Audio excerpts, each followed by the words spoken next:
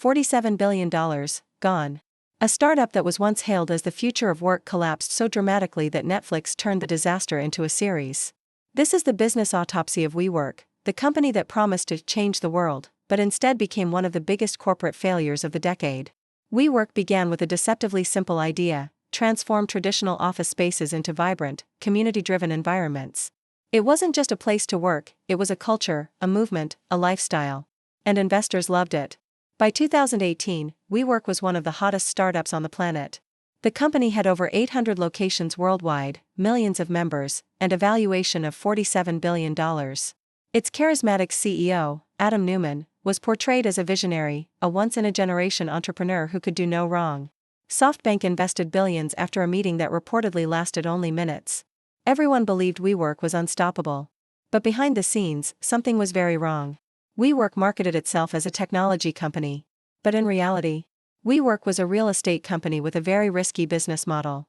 They signed long-term leases on buildings, and then subleased the spaces short-term. If everything went perfectly, profits would come eventually. But if anything went wrong, the losses would be catastrophic. And things were about to go very wrong. Inside the company, Adam Neumann was building what some employees called a cult-like culture. He trademarked the word "we" and then charged his own company nearly $6 million to use it. He bought buildings personally, then leased them back to WeWork for profit. He flew on private jets while the company was losing massive amounts of money. And those losses were enormous.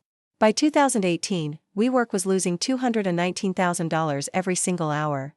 Every year, the losses were doubling. But despite that, the valuation continued to climb. Investors kept pouring in money, believing the hype, believing the dream. Until 2019. That was the year everything fell apart. WeWork announced it was going public. And the moment the IPO documents were released, the world finally saw the truth. The company had no clear path to profitability.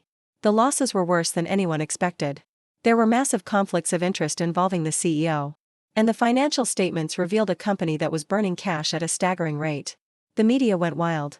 Investors panicked. And within weeks, the IPO collapsed. Adam Neumann was forced to resign.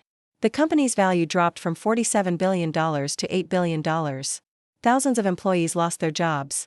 And the world realized that the so-called tech unicorn was actually a very ordinary real estate company drowning in debt.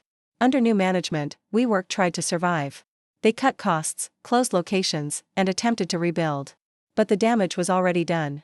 The business model itself was too fragile. The debt was too heavy. And the hype that once fueled the company had completely vanished. Finally, in 2023, after years of losses and failed attempts to recover, WeWork filed for bankruptcy. A company once valued higher than Airbnb and Spotify was officially dead. So what actually killed WeWork? Here is the WiseWolf diagnosis. Cause of death number 1, pretending to be a technology company when you're really a real estate company. Hype can inflate valuations, but it cannot replace a functional business model. Cause of death number 2, founder ego. When a CEO becomes untouchable, when rules don't apply to leadership, and when personal decisions override financial logic, collapse is only a matter of time. And cause of death number 3, valuation based on hype instead of math. Investors didn't invest in revenue. They didn't invest in profits.